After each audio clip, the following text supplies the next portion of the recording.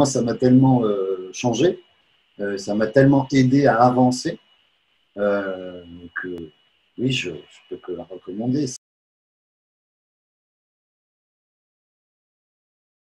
J'étais impatient parce que ça faisait très longtemps que j'hésitais.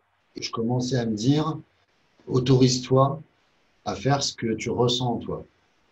Euh, j'ai pratiqué, j'ai expérimenté pas mal de choses, mais je me sentais pas légitime et je me sentais pas avoir tous les outils. Sachant que moi, comme c'était dans une démarche pour devenir thérapeute, la première des choses, c'était aussi de me libérer tout un tas de choses, que ce soit des peurs ou des choses inconscientes.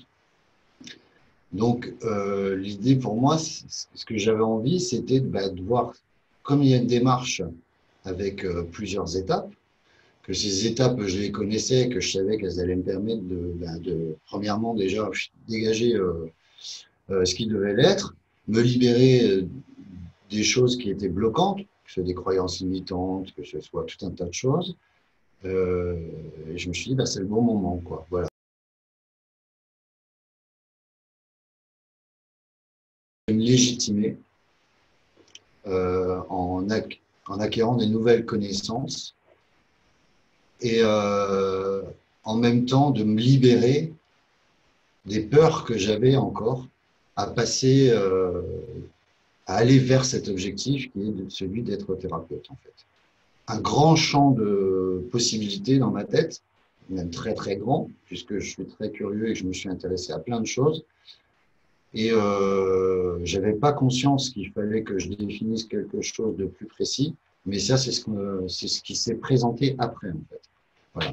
Donc, il y a un autre objectif qui s'est mis en place pendant la formation, ça a été de préciser en quoi il serait juste que je me spécialise, entre parenthèses, par rapport à l'étendue des connaissances et des quelques compétences que j'ai.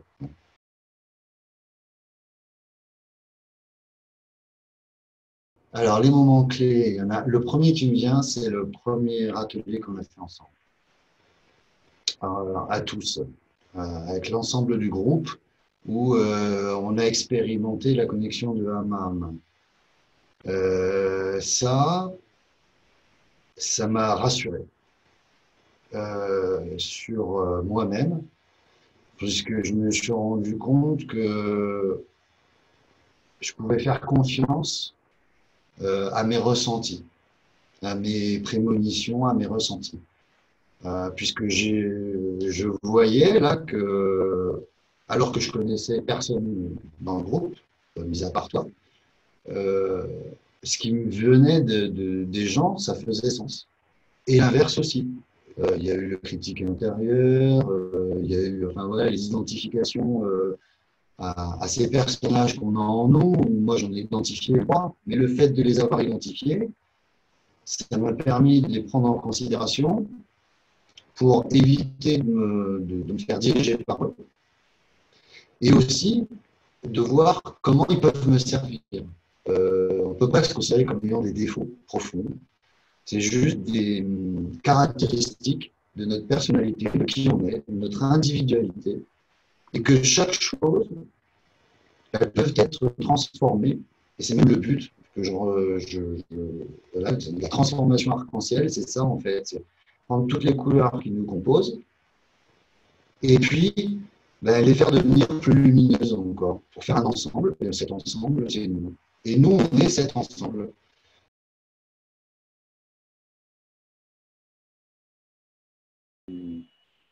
À la base, je ne savais pas trop où j'allais.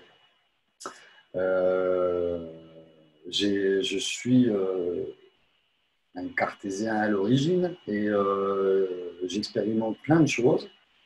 Et il y a plein de choses qui me parlent, mais on va dire que le pendant global, c'est l'énergie. L'énergie et le son. Faire du soin en y intégrant le son. Voilà. Mais j'ai découvert, en fait, surtout que, alors que je pensais que le son, c'était quelque chose d'extérieur à moi, une des bases dans le son que je devais utiliser, c'était une base qui est propre, à qui je suis, puisque c'est ma voix. Et ça, je ne le savais pas du tout. Voilà, j'ai complètement découvert. Je savais que j'allais travailler avec mes mains, puisque j'utilise mes mains depuis longtemps. Mais alors, jamais j'avais pu imaginer que j'avais un outil en moi, autre que mes mains. Et du coup, voilà, grande découverte.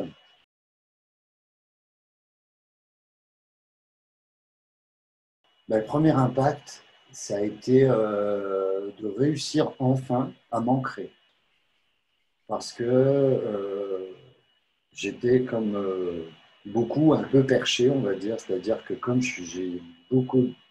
j'avais beaucoup de difficultés à être dans la matière, à être dans cette vie dans laquelle je suis, qui est très matérialiste, très axée sur des valeurs que je considère comme fausses. Euh, la première des choses, ça a été ben, ouais, du fait que maintenant je me sens beaucoup plus stable, j'accepte tout ça dans un regard extérieur et ça m'a permis, moi, de retrouver les forces que j'ai à l'intérieur, de contacter les forces que j'ai à l'intérieur. Elles étaient là, mais j'en avais pas obligatoirement conscience. Ça se passait beaucoup dans la tête et maintenant ça se passe beaucoup plus dans mon corps, quoi. Ma tête, elle est là pour m'aider à, à mettre en forme, mais les idées ou les idées, les idées, elles ne me viennent plus de ma tête, elles me viennent de mes ressentis. Voilà. Je ne suis plus inquiet. J'ai pu me débarrasser de tout ce brouhaha mental que j'avais.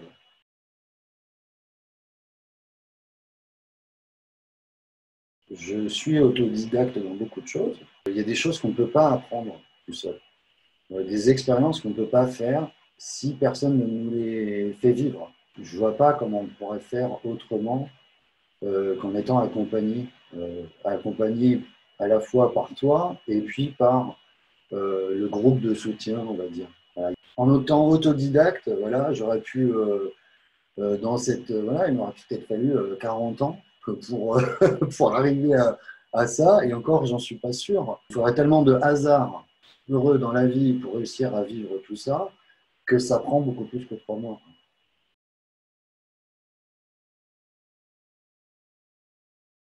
En général, quand on hésite, ça veut dire qu'on se dit oui, mais qu'il y a la tête qui dit non. Donc, quel conseil je donnerais, moi? Peut-être d'essayer une séance à côté. Pour moi, voilà, celui qui hésite, il fait l'expérience. Alors, une expérience sur un domaine particulier, peu importe, mais faire l'expérience, même au moins, ça permet de savoir où on est, dans tous les cas. Voilà, merci beaucoup de tout ça, quoi. Ça m'a nourri d'une force, je sais même pas, enfin, je peux même pas l'exprimer tellement ça m'a changé. Voilà, ça m'a changé vraiment dans beaucoup, beaucoup de choses. J'ai eu beaucoup de prise de conscience, beaucoup d'outils aussi. Bien sûr que je recommande. Bah oui, parce que